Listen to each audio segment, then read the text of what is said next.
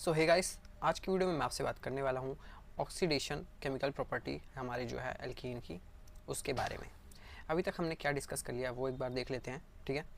तो सबसे पहले हमने एल्केन को डिस्कस किया, उसका मेथड ऑफ प्रिपरेशन और केमिकल प्रॉपर्टी।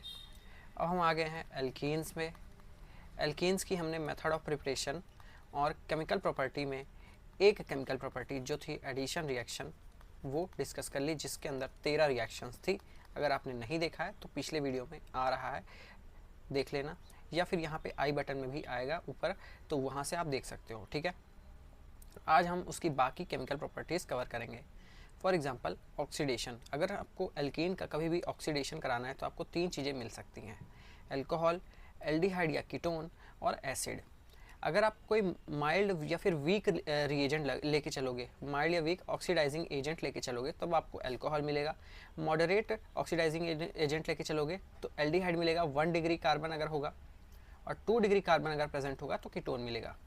और अगर स्ट्रॉन्ग ऑक्सीडाइजिंग एजेंट लोगे, वो क्या क्या होते हैं वो भी बताऊंगा, एग्जांपल भी, तो आपको डायरेक्ट एसिड मिलेगा, ठीक है। तो पहली कैटेगरी की बात करते हैं, माइल्ड या फिर वीक ऑक्सीडाइजिंग एजेंट, जिसका एग्जांपल है कोल्ड KMnO4। कभी भी आपको एल्कीन के साथ कोल्ड KMnO4 या फिर बेसिक KMnO4 लिख के दे दिया तो आपको कुछ नहीं करना है। ये सब तो अभी BSc तक ही दिखता है, लेकिन जैसे ही आप BSc के बाद MSc करते हो तो आपको ये सब नहीं आता, ठीक है। सिर्फ आपको ये दिखेगा बुक में। तो आपको CH2 डबल बॉन्ड CH2 का CH2OH CH2 बॉन्ड CH2OH बना देना है। इसी को हम बोलते हैं बेयर्स टेस्ट। बढ़ते हैं सेकंड कैटेगरी, जो हमारी मॉडरेट ऑक्सीडाइजिंग एजेंट, जिसमें हम लेते हैं HiO4 या फिर लेड टेट्रा एसीटेट, ठीक है। जैसे ही आप इसको लेते हो तो देखो क्या होता है। ये जो है, पहले आपने क्या करना है, नॉर्मल एल्कीन को अल्कोहल में कन्वर्ट कर देना है, ऑक्सीडेशन करना है। ये नेसेंट ऑक्सीजन रहता है, जिसकी वजह से एल्कीन हमारी और वो अल्कोहल में कन्वर्ट हो जाती है। यहाँ पे कोई भी ग्रुप रह सकता है, फॉर एग्जांपल ये, ठीक है। जब आप HiO4 या फिर लेड एसीटेट डालते हो, OaC4 लेड टेट्रा एसीटेट, तब क्या होता है देखो, ठीक है। तब होता ये है कि यहाँ पे इन दोनों का बॉन्ड ब्रेक हो जाता है, और ये जो है ये O की जगह ये H हट जाता है और ये O डबल बॉन्ड में लग जाता है। बस इतना सही होता है, ठीक है, बस इतना सही होता है। यहाँ पे भी वही हुआ है, यहाँ पे H की जगह CH3 था, तो देखो नेसेंट ऑक्सीजन ने एल्कीन को अल्कोहल में कन्वर्ट किया, फिर इसने ये HiO4 या फिर लेड एसीटेट ने, टेट्रा एसीटेट ने क्या किया, इन दोनों का बॉन्ड तोड़ा और ये अल्कोहल को क्या बना दिया, वो बना दिया, डबल बॉन्ड O कर दिया यहाँ पे, ठीक है। तो ये हो गया अपना एक। फिर थर्ड कैटेगरी हमारी है स्ट्रॉन्ग ऑक्सीडाइजिंग एजेंट, ठीक है, जिनमें हम एग्जांपल लेते हैं एसिडिक KMnO4 या फिर acidic K2Cr2O7। So first step में आपको वही करना है कि एल्कीन का अल्कोहल बना देना है, ठीक है। फिर सेकंड स्टेप में होता ये है कि ये जो टूट जाता है ये बॉन्ड, जैसे ही आपको KMnO4 दिखेगा किसी भी एल्कीन के सामने, CH2 double bond CH2, masters में जब आप जाओगे तो होता ही है कि ये वाला ऑक्सीजन स्टेप खा लेते हैं, ठीक है। मतलब कि ये वाला स्टेप लिखते नहीं है बुक में या फिर पूछते नहीं है आपसे। डायरेक्ट अगर पूछते हैं कि एल्कीन से अगर आपको एसिड बनाना है तो क्या करोगे, तो आप डायरेक्ट उसमें KMnO4 या फिर K2Cr2O7 डालोगे तो आपका 2 मॉलिक्यूल ऑफ HCOOH आ जाएगा। इसको मैंने यहाँ पे समझाया है। तो होता ये बेसिकली ऐसे है कि इन दोनों का बॉन्ड टूट जाता है और 2 HCHO के मॉलिक्यूल आ जाते हैं। फिर ये जैसे कि स्ट्रॉन्ग ऑक्सीडाइजिंग एजेंट है, तो यहाँ पे ये नहीं रुकते, सिर्फ एल्डिहाइड या फिर कीटोन में नहीं रुकते, ये उसका और ऑक्सीडेशन करते हैं, जिसकी वजह से उसका फर्दर ऑक्सीडेशन से ये एसिड में कन्वर्ट हो जाता है, 2 मॉलिक्यूल ऑफ एसिड, ठीक है। अगर अनसिमेट्रिकल मॉलिक्यूल आई तो आपको कुछ नहीं करना है, ये जैसे ही आपको दिखेगा तो आपको पहले इन दोनों की जगह पे OH ऐड कर देना है, डबल बॉन्ड को हटा के सिंगल बॉन्ड करना है और OH ऐड कर देना है, ठीक है। फिर एक बार फिर से आपको ऑक्सीडेशन करना है और एसिड में कन्वर्ट कर देना है। कभी भी आपको ध्यान ये रखना है कि कार्बन के पास अगर हाइड्रोजन है, जिस कार्बन में OH लगा है, अगर उस कार्बन में हमारा हाइड्रोजन प्रेजेंट है तभी वो एसिड में कन्वर्ट होगा, नहीं तो नहीं हो पाएगा। फॉर एग्जांपल यहाँ पे देखो कोई हाइड्रोजन नहीं है, ठीक है, R ग्रुप है चारों साइड, ठीक है। तो यहाँ पे सिर्फ ये एल्डिहाइड या फिर कीटोन तक ही बन के रह जाएगा, इससे फर्दर ऑक्सीडेशन नहीं होगा। क्यों नहीं होगा, क्योंकि इसके पास हाइड्रोजन नहीं था। यहाँ पे इस कार्बन के पास 2 हाइड्रोजन थे, यहाँ पे 1 हाइड्रोजन था, इसीलिए एसिड में फर्दर कन्वर्ट हुआ, नहीं तो ये भी नहीं होता, ठीक है। फोर्थ हमारा जो है केमिकल प्रॉपर्टी, वो हमारा पर बेंजोइक एसिड से हमारा ऑक्सीडेशन का यही पार्ट चल रहा है। तो फोर्थ हमारा जो है कि हम एल्कीन का फिर से पेरोक्साइड डाल के ऑक्सीडेशन कर सकते हैं, लेकिन जैसे ही आप, ये तो आपने पढ़ा है पिछली प्रॉपर्टी में, इपॉक्साइड आप बना दोगे। एल्कीन को आप कभी भी अगर देखोगे पेरोक्साइड या फिर ऐसे मॉलिक्यूल जिसमें 3 ऑक्सीजन है, तो मतलब आपको एल्कीन का इपॉक्साइड बना देना है, ठीक है। यहाँ तक हो गया। और फिर से जब आप उसमें हाइड्रोलिसिस करोगे in the presence of high temperature, ठीक है, 160 डिग्री सेल्सियस में अगर आप उसको वो करोगे तो ये बॉन्ड टूट जाता है और ये OH आके लग जाता है, ठीक है। बस इतना सा है। तो ये थी एल्कीन की ऑक्सीडेशन की प्रॉपर्टी। अब एल्कीन की तीसरी प्रॉपर्टी जो है हमारी सब्स्टिट्यूशन या फिर एलाइलिक सब्स्टिट्यूशन। तो सबसे पहले आपको एलाइलिक ग्रुप या फिर विनाइलिक ग्रुप क्या होता है वो पता रहना चाहिए। कार्बन डबल बॉन्ड कार्बन से जुड़ा हुआ कार्बन अगर कोई आपको दिख रहा है तो वो होता है आपका एलाइलिक कार्बन, और उससे ही एलाइलिक कार्बन से जुड़े हुए जितने भी हाइड्रोजन रहते हैं वो आपके होते हैं एलाइलिक हाइड्रोजन। सिमिलरली अगर आपके डबल बॉन्ड है, देखो CH2 डबल बॉन्ड CH, ये जो डबल बॉन्ड है इसको हम बोलेंगे विनाइलिक ग्रुप या फिर विनाइलिक कार्बन, और इससे जितने भी हाइड्रोजन जुड़े हुए हैं उसको हम बोलेंगे विनाइलिक हाइड्रोजन, ठीक है। तो इसमें सब्स्टिट्यूशन कैसे होता है वो देख लेते हैं।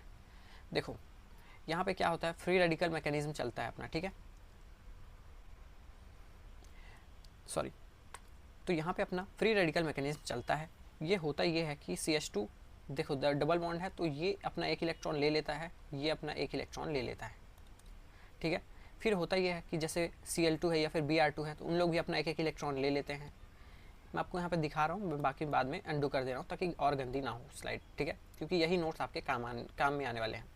तो यहाँ पे एक रेडिकल आ गया, यहाँ पे एक रेडिकल आ गया, यहाँ पे एक रेडिकल आ गया, यहाँ पे एक रेडिकल आ गया। फिर ये रेडिकल आपस में मिलके बॉन्ड बना लेते हैं, यहाँ पे जो हुआ है, और फाइनल प्रोडक्ट हमारा बन जाता है, ठीक है।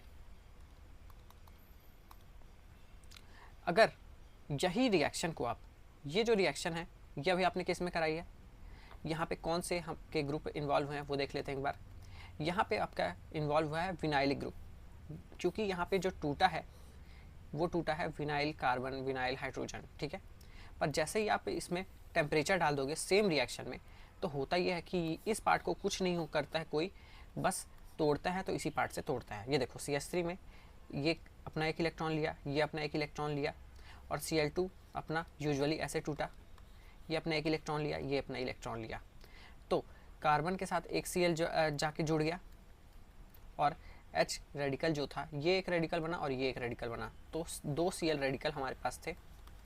तो एक रेडिकल इसके पास जाके जुड़ गया और एक रेडिकल इसके पास जाके जुड़ गया। यहाँ पे फर्दर मैंने वही किया है, ये देखो, ठीक है। यहाँ पे वही हुआ है कि एक रेडिकल इसके साथ जुड़ गया, CH2Cl बन गया, और H जो था ये निकल गया था, ये जो H उसके साथ Cl जुड़ गया तो ये HCl बन गया, ठीक है।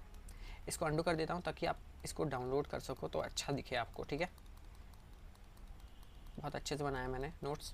अगर आपको नोट्स चाहिए तो आप यहाँ से लिंक, नीचे लिंक मैंने दी है, वहाँ से आप खरीद सकते हो या फिर आप डाउनलोड कर सकते हो, ठीक है।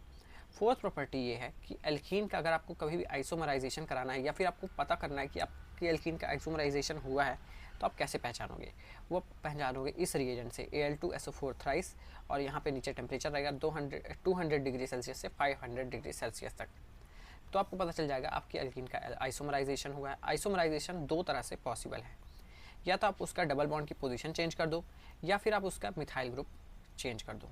तो यहाँ पे होता ये है कि आपको डबल बॉन्ड का तो आसानी से दिख जाएगा कि ये देखो पहले डबल बॉन्ड लास्ट में था, अब डबल बॉन्ड पहले आ गया, बस सिंपल सा है। पर जब आप उसकी मिथाइल की पोजीशन चेंज करते हो, मिथाइल रेडिकल की पोजीशन चेंज करते हो, तो ये कुछ ऐसा दिखता है। फॉर एग्जांपल ये हमारा ग्रुप ए है जिसमें हमें मिथाइल रेडिकल चेंज करना है। तो देखो मैंने इसको खोल दिया, यहाँ पे 2 H थे, यहाँ पे एक H था, ठीक है। तो सबसे पहले ये कार्बन और कार्बन के बीच का बॉन्ड टूटेगा, ठीक है, और उन लोग के बीच में आएगा रेडिकल, जैसे कि आया। फिर ये CH रेडिकल और ये कार्बन कार्बन के बीच का भी बॉन्ड टूटेगा और उनके पास भी आएगा रेडिकल। तो फर्दर इस कार्बन के डबल बॉन्ड के वाले कार्बन के पास आ गया 2 रेडिकल, इस CH3 के पास 1 रेडिकल है और इस CH2 के पास 2 रेडिकल आए। फिर होता ये है कि ये CH3 इसके पास जाता है और ये भी CH2 रेडिकल और H रेडिकल मिलके क्या बना लेता है, एक CH3 बना लेते हैं, और दोनों जाके यहाँ पे जुड़ जाते हैं, जो कि हमारे फाइनल प्रोडक्ट ये बनता है, ठीक है। तो यहाँ तक आपको समझ में आ गया होगा, ठीक है। लास्ट प्रॉपर्टी जो हमारी एल्कीन शो करती है वो है हमारी पॉलीमराइजेशन। एल्कीन का पॉलीमराइजेशन आपने बहुत सुना होगा, फॉर एग्जांपल इथीन है तो उसका पॉलीथीन कैसे बना वो आज हम देखने वाले हैं। तो पॉलीमराइजेशन दो तरह के होते हैं, एक नॉर्मल होता है एडिशन पॉलीमराइजेशन, जिनमें हम n नंबर ऑफ, या फिर n मतलब कुछ भी हो सकता है, एक एल्कीन, दो एल्कीन, तीन एल्कीन, मतलब n नंबर ऑफ एल्कीन लेते हैं और उसका आपको पॉलीइथीन बन जाता है, ठीक है। फॉर एग्जांपल अगर आपने यहाँ पे दो CH2 bonds, double bond CH2 लिया था और उसमें आपने ये सब डाला, ऑक्सीजन डाला हाई टेम्परेचर हाई प्रेशर पे, तो होता ये है कि CH2 बॉन्ड CH2 के दो यहाँ पे वो बन जाएंगे, पॉलीथीन बन जाएंगे। सेकंड टाइप है हमारा पॉलीमराइजेशन का, वो है कंडेंसेशन पॉलीमराइजेशन, जहाँ पे आपको बेंजोइल परऑक्साइड लेना पड़ेगा ऑक्सीजन की जगह, और हाई टेम्परेचर और हाई प्रेशर तो रहेगा ही, जिससे आपके एक पॉलीथीन बनने वाली है। एग्ज़ाम में होता ये है कि आपसे कंडेंसेशन पॉलीमराइजेशन पूछा जाता है, क्योंकि उसके 3 स्टेप हैं। तो सबसे पहले हम उसका पहले स्टेप में जाएंगे, जो है हमारा इनिशियल स्टेप, जहाँ पे हमारा फॉर्म होता है परऑक्साइड गिव्स फ्री रेडिकल। ये परऑक्साइड जो हमारी है बेंजोइल परऑक्साइड, वो फ्री रेडिकल बनाती है। तो सबसे पहले ये बॉन्ड टूटता है, C6H5 के ऊपर रेडिकल आता है, CO के ऊपर एक रेडिकल आया, O बॉन्ड टूटा तो O के ऊपर एक रेडिकल आया, ये O बॉन्ड टूटा तो इसके ऊपर एक रेडिकल आया, C6H5 टूटा तो उसके ऊपर एक रेडिकल आया, और C डबल बॉन्ड O टूटा तो C के ऊपर एक रेडिकल आया। तो ये बॉन्ड और ये बॉन्ड मिलके एक बॉन्ड बना लेते हैं।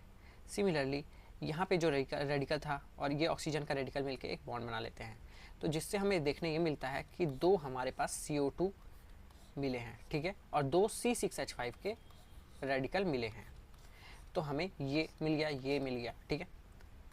अब मैं अनडू कर दे रहा हूँ ताकि नोट्स ख़राब ना हो और आपको नोट करने में कोई दिक्कत ना हो, ठीक है। फिर होता ये है कि आपका ये जो C6H5 रेडिकल था, ये फर्दर एक एल्कीन से रिएक्ट करता है। वो एल्कीन भी अपना एक एक रेडिकल ले लेती है, एक एक इलेक्ट्रॉन ले लेती है और रेडिकल अलग कर लेती है। फिर होता यह है कि एक रेडिकल को तो वैसे ही रहने देते हैं और दूसरा रेडिकल बॉन्ड बना लेते हैं C6H5 के साथ, जिसको मैंने येलो कलर के बॉन्ड से शो किया है, ठीक है। तो ये देखो CH2 एक रेडिकल बचा है और CH2 C6H5 बन चुका है। फिर उसके बाद होता यह है कि ethene molecule react with this free radical.